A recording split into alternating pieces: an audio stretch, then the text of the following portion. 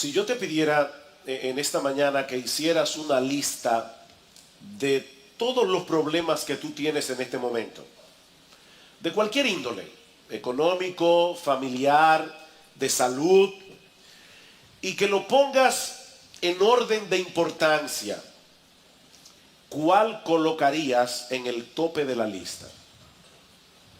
Piénsalo un momento. ¿Cuál dirías tú que es el más apremiante de todos tus problemas? El más urgente. O déjame ponerlo de otra forma. Si Dios te prometiera hoy resolver uno de tus problemas, ¿cuál sería tu primera opción? Bueno, en el pasaje que vamos a estudiar en esta mañana, siguiendo con la serie del Evangelio de Marcos, el Señor Jesucristo tiene un encuentro providencial con un hombre que tenía un gran problema. Un problema muy evidente. Y yo espero, mis hermanos, que esta historia nos ayude a poner en perspectiva nuestros propios problemas.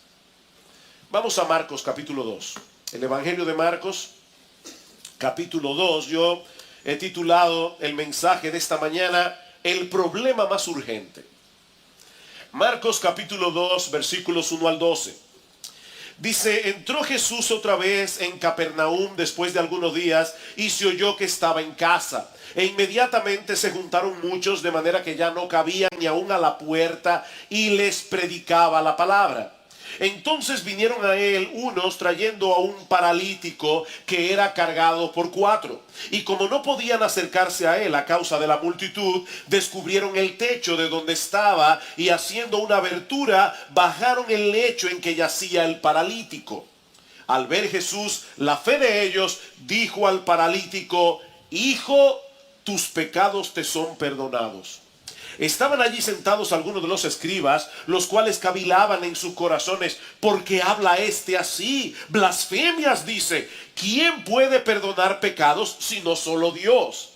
Y conociendo luego Jesús en su espíritu que cavilaban de esta manera dentro de sí mismo, les dijo, ¿por qué caviláis así en vuestros corazones? ¿Qué es más fácil, decir al paralítico, tus pecados te son perdonados? O decirle, levántate, toma tu lecho y anda. Pues para que sepáis que el Hijo del Hombre tiene potestad en la tierra para perdonar pecados, dijo al paralítico, a ti te digo, levántate, toma tu lecho y vete a tu casa. Entonces él se levantó enseguida y tomando su lecho salió delante de todos, de manera que todos se asombraban y glorificaron a Dios diciendo, nunca hemos visto tal cosa.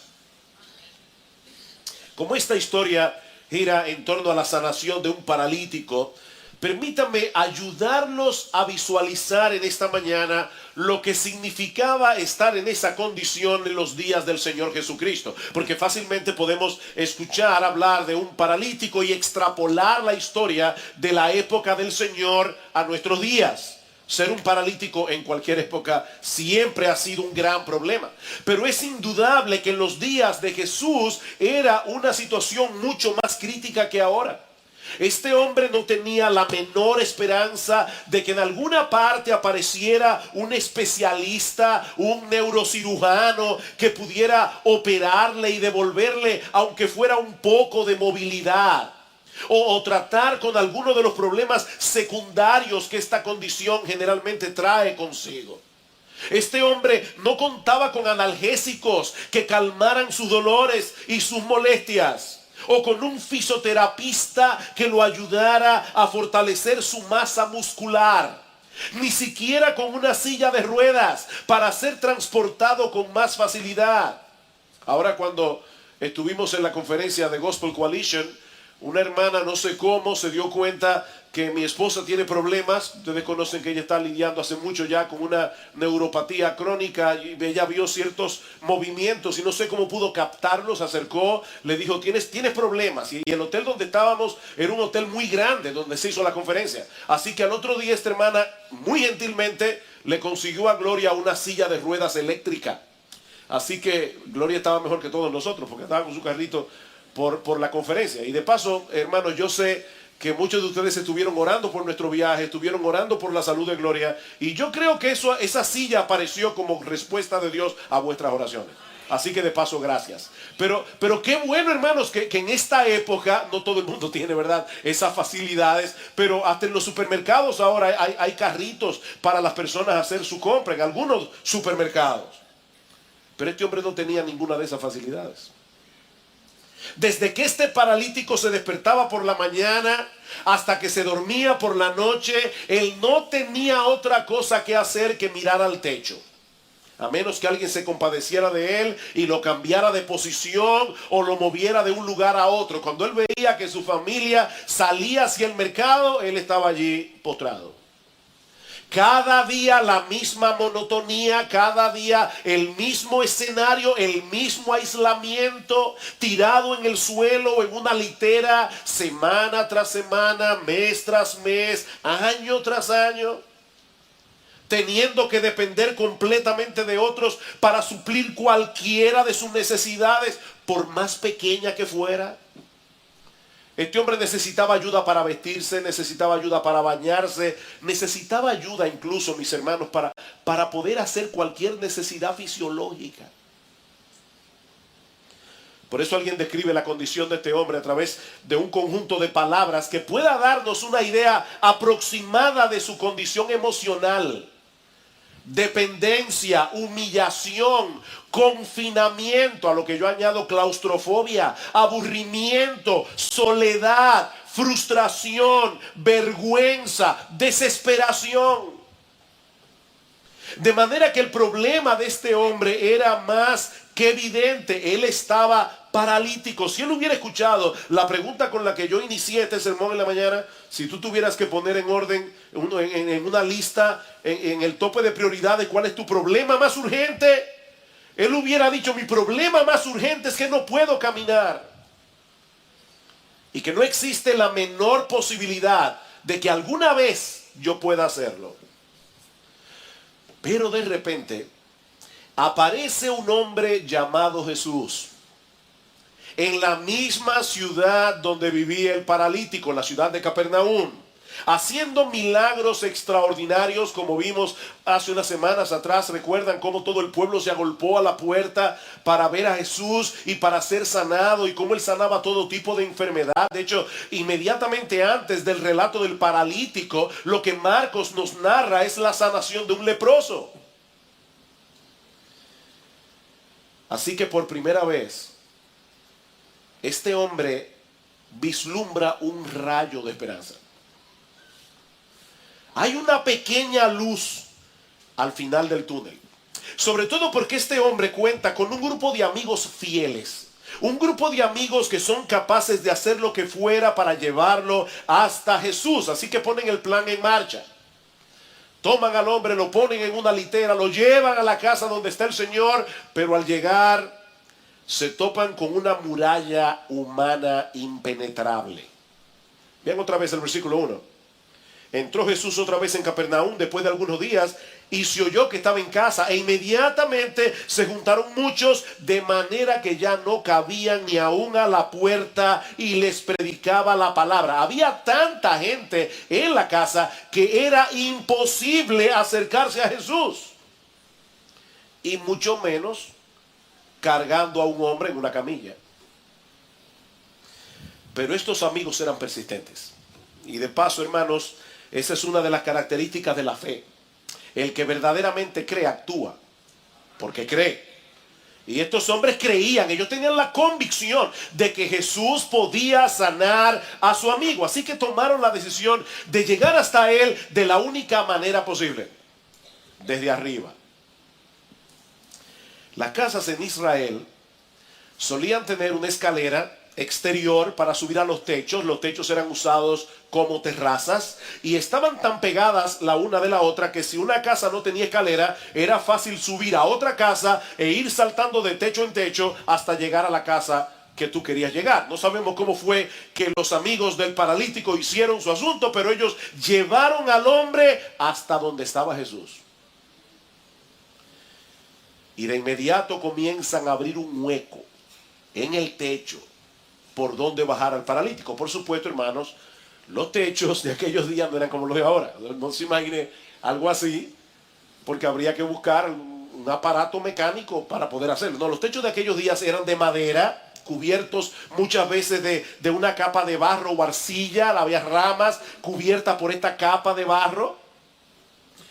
Ahora yo quiero que ustedes se imaginen la escena, ¿verdad? El Señor está predicando la palabra, comienza a oírse un ruido en el techo, se forma una nube de polvo que cae sobre Jesús y sobre la gente que está allí, hasta que se abre un hueco bastante grande y aparecen 4 hombres mirando para abajo. Y para colmo, están tratando de bajar a otro en una camilla. Cada vez que yo leo esta historia, yo trato de imaginarme cómo yo hubiera reaccionado si hubiera sido Jesús.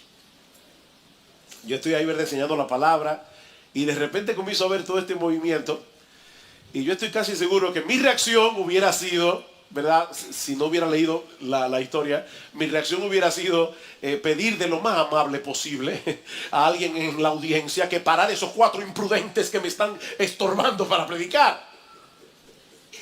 Pero eso no fue lo que hizo Jesús.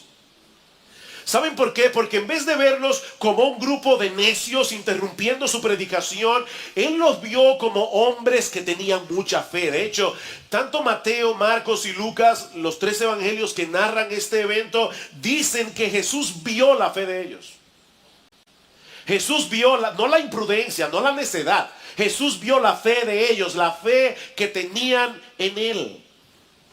Y es importante aclarar aquí que mucha gente en el día de hoy habla de la fe como si la fe en sí misma tuviera algún tipo de poder, algún tipo de eficacia. ¿Han escuchado ustedes esta frase? La fe mueve montañas. No importa cuán grande sea tu problema, lo importante es que tengas fe. No, olvídate de eso. Lo importante no es que tengas fe. Lo importante es que tú tengas fe en el objeto correcto. Lo que hizo la diferencia en esta historia no fue la gran fe de estos hombres, sino el hecho de que por esa fe ellos llevaron al paralítico a la persona apropiada, nuestro gran Dios y Salvador Jesucristo. Así que no es simplemente tener fe, es tener fe en Jesús. Así que allí estaba el paralítico ahora delante de Jesús. Y yo me imagino a todos en la casa atentos a lo que el Señor iba a hacer con él. Pero en vez de hacer lo que probablemente todos esperaban que él hiciera, Cristo se dirige a este hombre y le dice: hijo, tus pecados te son perdonados. En el texto paralelo de Mateo dice la frase más completa: ten ánimo, hijo, tus pecados te son perdonados. Y esa frase, ten ánimo, en griego, lo que significa es: alégrate, llénate de gozo, llénate de alegría, hijo mío, tus pecados te son perdonados. Ahora, todavía no podía caminar. Él estaba exactamente en la misma condición física en la que él llegó. Pero Jesús le dice que a pesar de todo eso, Él tiene toda la razón del mundo para cobrar ánimo, para alegrarse, porque Él ha recibido el más grande beneficio que un ser humano pueda recibir jamás: el perdón de todos sus pecados. El perdón de todos sus pecados. Para todos en la casa era más que evidente que el gran problema de este hombre era que él estaba completamente inmóvil. Pero el diagnóstico de Jesús es muy diferente al nuestro. Él sabía que su problema más urgente no era su parálisis. El problema más urgente de este hombre era su pecado y todas las consecuencias que el pecado conlleva en esta vida y en la venidera. Y aclaro que cuando yo hablo de pecado, no me refiero únicamente a aquellos actos pecaminosos que la gente suele hacer: mentir, robar, matar, codiciar, envidiar, chismear, adulterar y todo lo terminados en ar. No, yo no me estoy refiriendo a eso. Yo me estoy refiriendo más bien a la fuente que produce todos esos pecados. Y es el hecho de que el hombre ha decidido vivir de espaldas a Dios. El hombre ha decidido hacer su propia voluntad, buscar su propia gloria. En otras palabras, el hombre ha decidido ser su propio Dios.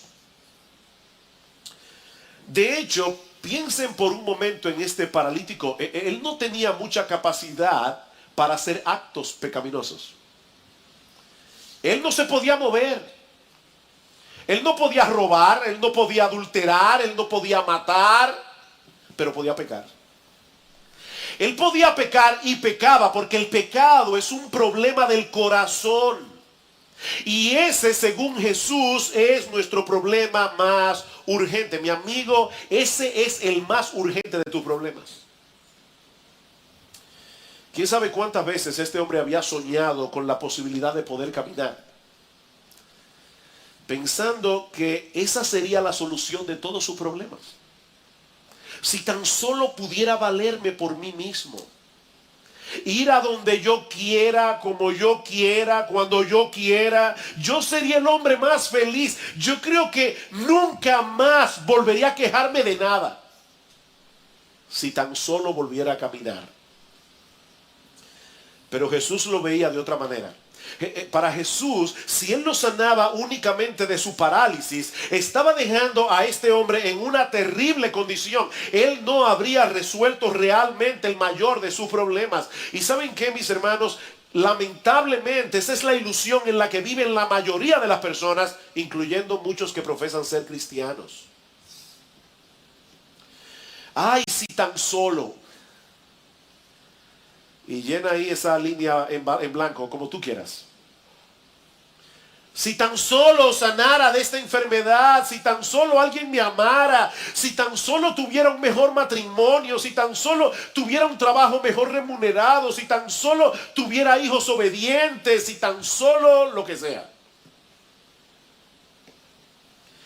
Sea lo que sea que tú pongas en esa lista, estás completamente equivocado. Si tú crees que por tener cualquiera de esas cosas vas a tener una vida más plena y feliz, estás equivocado. Hay una periodista llamada Cynthia Hamel y ella escribió un artículo sumamente interesante sobre las frustraciones de la gente famosa. Hombres y mujeres que hicieron de todo para alcanzar la fama. ¿Y saben qué pasó?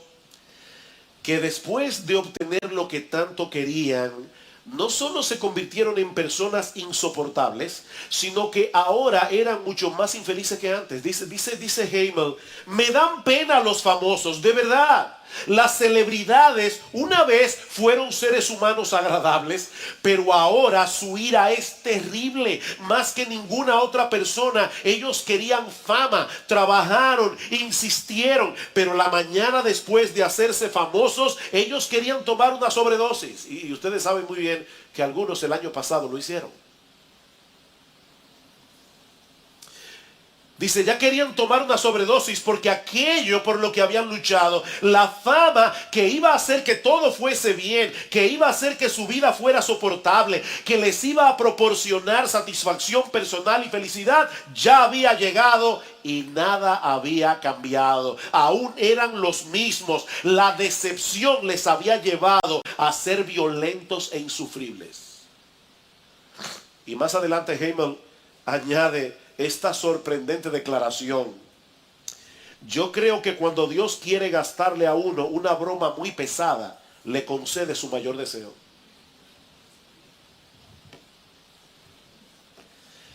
Pero eso no fue lo que hizo el Señor con el paralítico. Él no le dio lo que él quería, él le dio lo que necesitaba. No lo que él quería, lo que él necesitaba. Y no era la sanidad de su cuerpo, era la sanidad de su alma. Lo que este paralítico necesitaba más urgentemente era el perdón de sus pecados, y eso fue precisamente lo que Cristo le dio. Mi amigo, otra vez, yo no sé cuál es el mayor anhelo tuyo en esta mañana, pero si es algo fuera del Señor Jesucristo, y del perdón de tus pecados, el perdón que solamente Él puede darte, estás cometiendo el más terrible y destructivo de todos los pecados: idolatría. Idolatría. Estás buscando propósito y significado para tu vida en el lugar equivocado. Ese es el gran problema de los seres humanos. Van detrás de la reputación, de la belleza, de la popularidad, del dinero, de la diversión, y al final siempre terminan frustrados porque su mayor necesidad sigue allí. Así que lo primero que yo quiero resaltar en este pasaje es que según Jesús, ninguna necesidad humana es más urgente que el perdón de los pecados. Según Jesús, ninguna necesidad es más urgente que el perdón de los pecados. ¿Sabes por qué? Porque algún día tendrás que presentarte en el tribunal de Dios para dar cuenta por tu vida.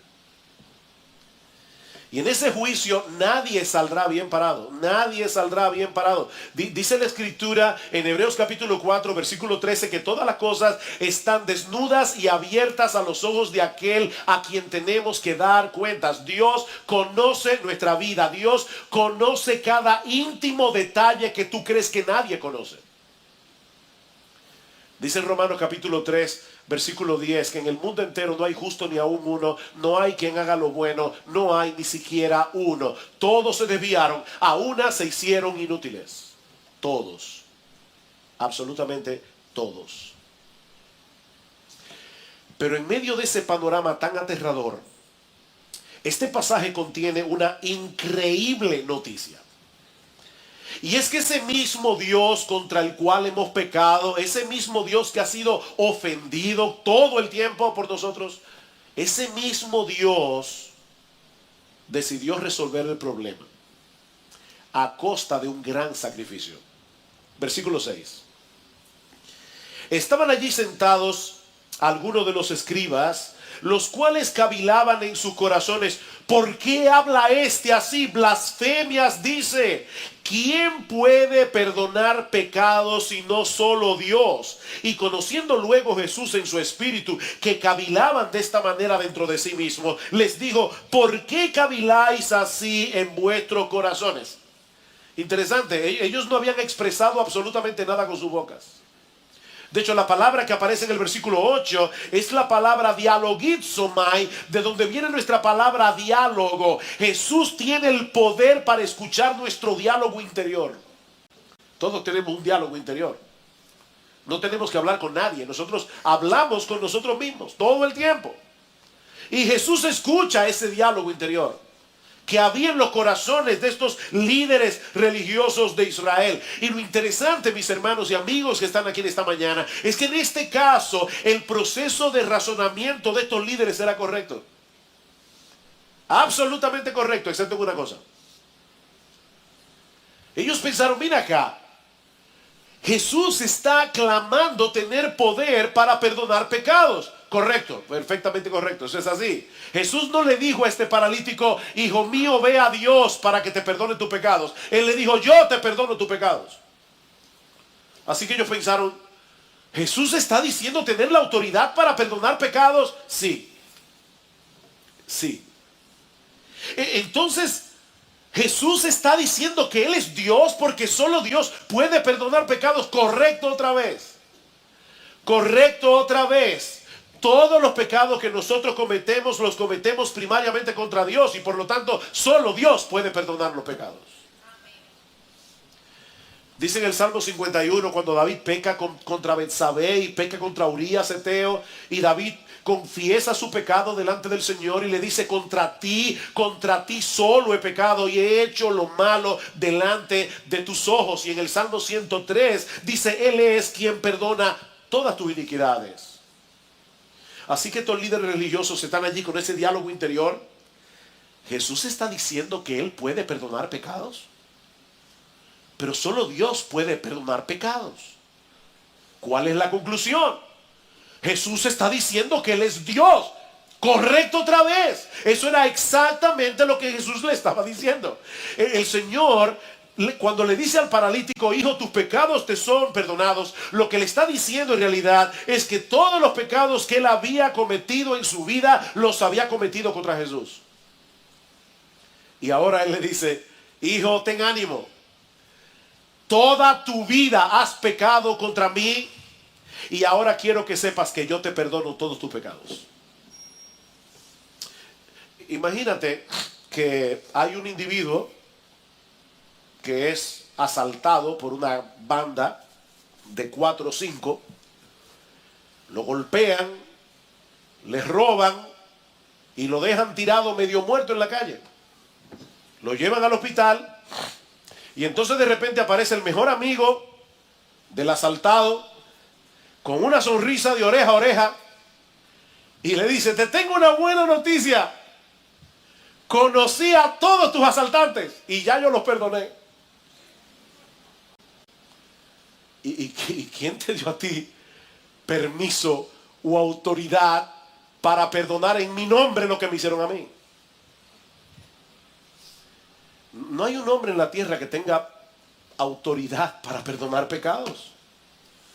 Porque todos nuestros pecados son contra Dios. Por supuesto, los líderes religiosos de Israel no pueden aceptar de ninguna manera esa conclusión de Jesús y lo acusan de ser un blasfemo. La misma acusación que iban a hacer más tarde para acusarlo y llevarlo a la pena capital. Versículo 7. ¿Por qué habla este así? Blasfemias, dice.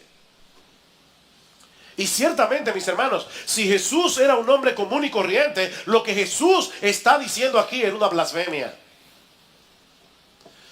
Pero entonces eso lleva al Señor a traer esta pregunta tan enigmática en el versículo 9. ¿Qué es más fácil? Escuchen la pregunta, hermanos. ¿Qué es más fácil? ¿Decir al paralítico tus pecados te son perdonados o decirle levántate, toma tu lecho y anda? Miren, esa pregunta no es tan sencilla como parece a primera vista. Porque alguien pudiera decir, bueno, es más fácil decir tus pecados te son perdonados porque nadie puede subir al cielo y revisar, ¿verdad? Los folios de la corte divina y ver si es verdad que nuestros pecados han sido perdonados. Así que yo decirle a una persona tus pecados te son perdonados es muy fácil. Pero si le digo levántate, toma tu lecho y anda, y el individuo no se levanta, entonces es obvio que yo no estoy hablando la verdad. Así que es más fácil decir tus pecados te son perdonados. Sin embargo, yo creo que el Señor está planteando este dilema para llevarnos a otra conclusión. Ya Jesús había demostrado en el capítulo anterior que Él era capaz de sanar todo tipo de enfermedad. No olviden eso. Él acaba de sanar al final del capítulo 1 a un leproso. Solamente con decirle, yo quiero, sé limpio. Y dice que al instante la lepra se fue de él. Jesús tenía poder. Para él era fácil sanar a este paralítico. Era más fácil sanarlo que concederle el perdón. Porque ese perdón le iba a costar a Jesús mucho sufrimiento. Claro, el Evangelio de Marcos a estas alturas no nos revela todo lo que implicaba el hecho de que Jesús pudiera perdonar pecados. Yo no sé cuántos de ustedes alguna vez han pensado en esto, pero es una pregunta que yo me hacía en el pasado. ¿Cómo eran perdonados los santos del Antiguo Testamento? Porque Jesús no había venido todavía. ¿Tenían los santos del Antiguo Testamento, tenían la experiencia del perdón de sus pecados?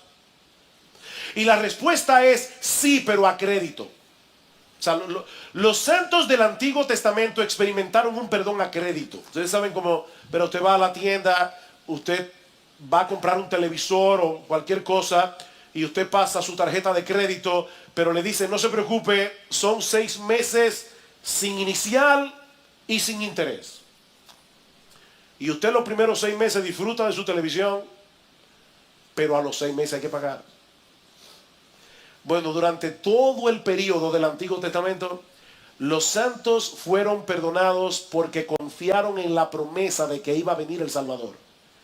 Y ellos manifestaban su confianza en esa promesa a través de los sacrificios de animales. Pero todos esos perdones de pecados fueron perdón a crédito. Hasta que Jesús muriera en la cruz del Calvario.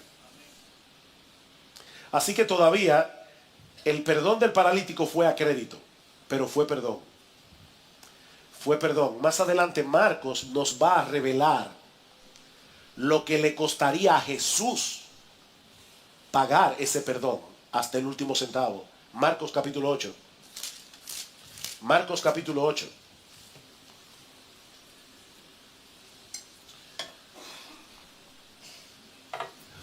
Para algunas personas el perdón de los pecados es algo tan sencillo.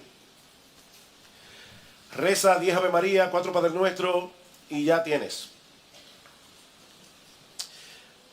Escuchen este texto, Marcos capítulo 8, versículo 31. Y comenzó a enseñarles, tomen nota de cada palabra que aparece aquí. Comenzó a enseñarles que le era necesario al Hijo del Hombre padecer mucho y ser desechado por los ancianos, por los principales sacerdotes y por los escribas, y ser muerto y resucitar después de 3 días. Cristo no está haciendo aquí una profecía de que eso era lo que él iba a hacer. Él está diciendo aquí que para que el hombre pudiera ser salvo, para que Dios pudiera concederle al hombre el perdón de sus pecados, era necesario que el Hijo del Hombre muriera en una cruz. Era necesario. Porque Dios es un Dios justo. Porque Dios no puede pasar por alto el pecado. Porque para Dios el pecado no es una cosa trivial. Para que Dios pudiera perdonar a pecadores, alguien tiene que pagar la deuda de ese pecador. Y Jesús está diciendo aquí, era necesario. Es necesario que el Hijo del Hombre muera en una cruz y resucite al tercer día. Sin eso no hay perdón. Así que para Jesús era más fácil decirle al paralítico, levántate y anda, que decirle, tus pecados te son perdonados. La sanidad del paralítico no era más que una evidencia de que Jesús tenía la autoridad para conceder algo más grandioso que la sanidad del cuerpo. Versículo 10 de Marcos 2. Pues para que sepáis que el Hijo del Hombre tiene potestad en la tierra para perdonar pecados, dijo al paralítico, a ti te digo, levántate, toma tu lecho y vete a tu casa. Entonces él se levantó enseguida y tomando su lecho salió delante de todos, de manera que todos se asombraron y glorificaron a Dios diciendo, nunca hemos visto tal cosa. Dos cosas ocurrieron aquí simultáneamente. Su parálisis fue sanada. Sus músculos se fortalecieron de tal manera que el paralítico se puso en pie, tomó su camilla y salió caminando. Yo estoy seguro que si cualquiera de nosotros hubiera estado allí esa mañana, habríamos reaccionado igual que la multitud, sorprendidos por la sanación del paralítico. Pero eso no fue lo más importante ni fue lo más extraordinario que sucedió en ese momento. Ese milagro no era más que una evidencia de la autoridad que tiene Jesús para conceder a los hombres que confían en Él el perdón de todos sus pecados. Dice el Salmo 32, bienaventurado aquel cuya transgresión ha sido perdonada y cubierto su pecado. Bienaventurado. Dichoso el hombre que ha tenido esa bendición. Mis hermanos, no existe en todo el mundo una bendición más grande que esta. Este paralítico salió caminando de la casa aquel día, pero ¿saben qué? Eso no impidió que su cuerpo continuara el proceso natural de deterioro que culmina con la muerte. Aquí hay hermanos que han sido sanados milagrosamente, pero se van a morir algún día. Igual que los que estaban sanos. Ese es el destino final de todo hombre. Nos vamos a morir, por si no lo sabías. Con toda seguridad. Tú puedes hacer ejercicio, puedes hacer dieta, puedes hacer todo lo que tú quieras y vas a mejorar tu calidad de vida, pero te vas a morir, tú vas a terminar en una tumba. Como decía un letrero en un gimnasio, come bien, haz ejercicio y muérete de todos modos. Esa es la realidad. Esa es la realidad. En otras palabras, el beneficio físico que él recibió fue extraordinario, pero fue temporal. Fue temporal. Pero el perdón de sus pecados le aseguró a este hombre un lugar en la presencia de Dios por los siglos de los siglos. Por los siglos de los siglos. Y no solo eso, ese perdón le dio a este hombre, escuchen bien, este perdón le dio a este hombre la libertad y el gozo de saberse aceptado por Dios, no por lo que él hiciera, no por lo que él dejara de hacer, sino por la gracia que Jesús decidió otorgarle gratuitamente. Ahora, cuando estuvimos de viaje, Gloria y yo visitamos una librería cristiana. Nos hablaron de una librería que hay en Barcelona, muy grande. Y Gloria encontró un pequeño libro escrito por Tim Keller, este librito que está aquí, que se llama La respuesta del espejo, solución definitiva a los problemas de autoestima. Y por cierto, lo recomiendo absolutamente. Está basado en un pasaje de 1 Corintios capítulo 3. Yo no voy a leerles el texto completo, pero tal vez sería bueno que leyeran conmigo 1 Corintios capítulo 3, porque es increíble cómo esto conecta con Marcos 2. Dice el Señor, dice el apóstol Pablo, Pablo estaba siendo juzgado por los corintios y algunos de ellos estaban aún preguntándose si Pablo era un verdadero apóstol de Jesús. Y Pablo les dice, versículo 3, yo en muy poco tengo el ser juzgado por vosotros o por tribunal humano, y ni aún yo me juzgo a mí mismo, porque aunque de nada tengo mala conciencia, no por eso soy justificado, pero el que me juzga es el Señor. ¿Saben cuál es el problema que nosotros tenemos con la autoestima? Los psicólogos modernos dicen es muy importante que las personas tengan una sana autoestima. El problema es que el autoestima de los hombres viene a través de lo que los demás piensan de él, del valor que los demás le atribuyen o del valor que él se atribuye a sí mismo. Entonces ahí están los hombres tratando de probar algo a los demás, de que él vale algo, de que su vida tiene propósito, de que él es una persona importante, pero nunca llenamos la medida de lo que el mundo quiere de nosotros. Ese es el problema. Si tú vas a vivir para los hombres, te tengo una mala noticia, tú nunca vas a poder agradar a todo el mundo. ¿Cuál es la solución? Bueno, el mundo dice, no te preocupes por lo que los demás piensan de ti. Lo importante es lo que tú piensas acerca de ti mismo. ¿Sabes qué? Eso tampoco es una solución. Porque o tú te pones un estándar demasiado bajo para poder cumplirlo, y eso te va a frustrar también. O tú vas a vivir frustrado porque tampoco vas a llenar la medida de lo que tú crees que tú deberías ser. Así que esa no es la solución. Escucha lo que dice Tim Keller en este pequeño libro acerca de ese tema. Dice, Pablo está hablando aquí como si estuviera en un tribunal. Él dice, yo no soy juzgado por ustedes ni por ningún tribunal humano. Y dice, ¿te das cuenta la manera en que Pablo dice que no le importa lo que los corintios piensen de él o lo que piense ningún tribunal humano? Resulta extraño que hable sobre tribunales. Después de todo, los corintios no eran un tribunal. Yo creo que él habla de forma metafórica. Y dice que el problema con la autoestima, sea alta o sea baja, es que cada día estamos en la sala del tribunal. Esa es la manera en que funciona la identidad de cada persona. En la sala del tribunal se encuentra el fiscal, todos los demás, y el defensor, que soy yo. ¿Ustedes se dan cuenta que siempre estamos justificándonos? Porque estamos en un tribunal. Y todo lo que hacemos es mostrar la evidencia para el fiscal y para el defensor. Algunos días parece que ganamos el juicio y otros días sentimos que lo perdemos. Pero Pablo dice que ha encontrado el secreto. ¿Saben cuál es? Que el juicio ya se terminó para él. Él está fuera de la sala del tribunal. Ya está, se terminó. Porque el veredicto fundamental ya está dado, lo dio Dios. Hijo mío, tus pecados te son perdonados. Ya que importa lo que piensa el otro, tus pecados te son... El Dios del cielo, el Dios de toda perfección, te dice, hijo mío, ten ánimo, tus pecados te son perdonados, ya tú no necesitas nada más. Tus pecados fueron perdonados. Y aunque Keller no cita en ninguna parte de este libro Marcos capítulo 2, yo sabía que cuando llegara esta semana yo iba a predicar este domingo acerca de este pasaje, y constantemente me venía esa frase de nuestro bendito Señor y Salvador Jesucristo: hijo mío, ten ánimo, tus pecados te son perdonados. ¿Saben cuál es el problema que plantea la psicología del mundo con respecto a la autoestima? ¿Saben cuál es el problema?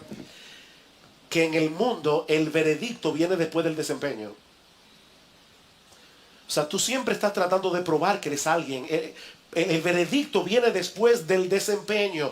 Todos juzgan tu valor, tu lugar en el mundo de acuerdo a lo que haces, de acuerdo a lo que puedes lograr, y nunca es suficiente. Nunca. Me llamó la atención una entrevista que le hicieron a Madonna en la revista Vogue. Y definitivamente Madonna en esta declaración yo creo que es más sincera que muchos cristianos. O por lo menos vamos a decir que allí ella muestra que conoce un poco su corazón. Dice Madonna: mi impulso en la vida proviene del temor a ser mediocre. Eso es lo que siempre me empuja. Dejo atrás la fascinación y me descubro a mí misma como un ser humano especial, pero luego siento que aún soy mediocre y poco interesante, a menos que haga otra cosa. Porque a pesar de que me he convertido en alguien, todavía tengo que probar que soy alguien. Mi lucha nunca ha terminado y creo que nunca va a terminar. Madonna, una mujer famosa, una mujer que tiene todo lo que ella quiera, una mujer popular, pero esta mujer ha llegado a entender que no importa lo que tú logres en este mundo, nunca es suficiente. Es como una sanguijuela que tenemos adentro que dice: dame más, dame más. ¿Saben qué es lo glorioso del Evangelio? Lo glorioso del Evangelio es que el veredicto viene primero y el desempeño después. ¿Oyeron eso? En el Evangelio el veredicto viene primero. Este paralítico no había hecho nada, era un paralítico. Él no había hecho ninguna buena obra, él no estaba en un club de caridad, él no era del Club Rotario ni de los Leones, él no había hecho nada. Pero de pura gracia Jesús le dijo: hijo, ten ánimo, tus pecados te son perdonados. ¿Saben lo que eso produce? Eso produce en el hombre una gratitud que lo energiza para hacer algo. Así que en el Evangelio el veredicto viene primero, tus pecados te son perdonados, el desempeño viene después, como consecuencia del veredicto. Por medio de la fe en Jesús, el Dios del cielo perdona todos nuestros pecados y pone en nuestra cuenta la justicia perfecta de su Hijo. O ustedes no desayunaron esta mañana o están medio dormidos. ¿Tú oíste eso? Por medio de la fe en Jesús, piensa en todos tus pecados, todos los pecados que tú has cometido en toda tu vida. Por medio de la fe en Jesús, el Dios del cielo, el perfecto en santidad, el perfecto en justicia, aquel que juzgará a los hombres en el día del juicio, perdona todos tus pecados. Pero no te deja así. No te deja así. Si tú tuvieras una deuda pendiente con el banco de $40 millones y aparece un buen samaritano que te dice: no te preocupes, yo voy a pagar tu deuda completa en el banco. Cuando él pague tu deuda, ¿sabes en cuánto va a estar tu cuenta del banco? En cero. Así que Jesús no se limita a perdonar pecados, sino que ahora pone en nuestra cuenta bancaria su justicia perfecta por medio de la fe. Aleluya, aleluya, gloria al Señor. Eso es increíble. Por pura gracia, gratuitamente, por medio de la fe. Al que no conoció pecado, por nosotros lo hizo pecado, para que nosotros fuésemos hechos justicia de Dios en él. Dios me ve a mí ahora como él ve a su Hijo. Y Dios, por causa de que yo estoy, mi vida está escondida en Cristo, Dios me ve a mí como ve a su Hijo y me trata como su Hijo. Dios le dice a cada uno de sus hijos, a cada uno, óyeme bien, porque está en Cristo, este es mi Hijo amado en el que yo tengo complacencia. ¿Qué problema de autoestima puede tener una persona que crea eso? Y ya qué importa lo que piensen los demás. De hecho, ¿qué importa lo que pienses tú mismo acerca de ti mismo? Pablo dice, ni aún yo me juzgo a mí mismo, porque ya yo no estoy en un tribunal, el juicio terminó. Ya no estoy en el tribunal. Y el veredicto ya fue emitido. Mi amigo, yo no sé cuáles son los problemas que te agobian en esta mañana, pero créeme, ninguno de ellos puede compararse con el problema que tú tienes con Dios por causa de tus pecados. Los problemas son temporales. Los problemas que tenemos son temporales, pero este tiene repercusiones eternas. Recuerda, algún día te presentarás delante de Dios para ser juzgado, y ningún ser humano será absuelto en ese tribunal, ni uno solo. A menos que se hayan parado por la fe en la justicia perfecta de Cristo y en su muerte en la cruz. El que cree en mí tiene vida eterna y no vendrá a condenación, mas ha pasado de muerte a vida, dice el Señor. Así como Cristo perdonó al paralítico aquel día, así puede perdonarte a ti ahora, en este mismo instante, porque su autoridad y su poder no han perdido vigencia, pero tienes que venir a Él confiando en lo que Él ha hecho para salvar a pecadores. Él vivió esa vida de perfecta obediencia, ese desempeño que la gente demanda de nosotros y mucho más. Jesucristo lo vivió. Él lo hizo ya. Y luego fue a la cruz a morir en nuestro lugar por todos nuestros pecados, para que todo aquel que en Él crea no se pierda, mas tenga vida eterna. Ese es el gran mensaje del Evangelio. El justo murió por los injustos para llevarnos a Dios. Pero tienes que decidir ahora